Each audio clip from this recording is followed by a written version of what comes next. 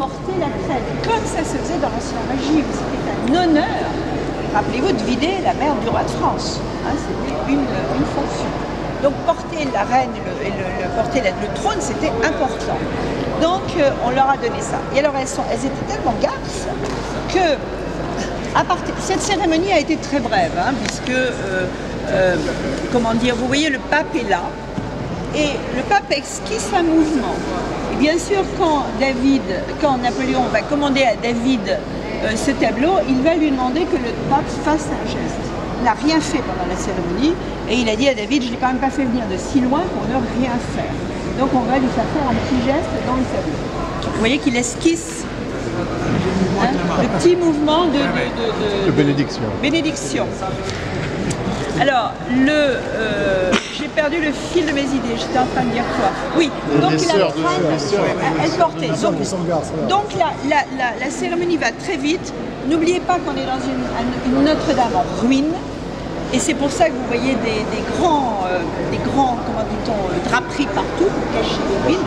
Par contre, dans le fond de la cathédrale, on avait mis un escalier absolument monumental, en haut duquel il montait, et c'est là où Ingres, enfin tous les grands artistes ont fait les portraits, parce qu'il était sur son trône. Et pendant la montée à ce machin-là, ces sœurs, cette traîne-là, ont tiré. L'autre, elle a failli tomber dans les escaliers, et Napoléon a dit là, vous exagérez. Donc elles ont refusé d'être celles qui portaient la traîne pour l'histoire. Donc, on a mis des... Donc c'était pas vrai, ça ne s'est pas passé comme ça. Les commentaires, c'est tout haut. De toute façon, est-ce que tout le monde a préféré? Ah, d'accord, ok. Alors, donc voilà.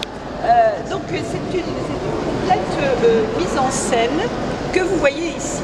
Alors, qu'est-ce qu'on voit? Comment David a procédé? Parce que là, vous avez... Alors, David s'est régalé avec les uniformes.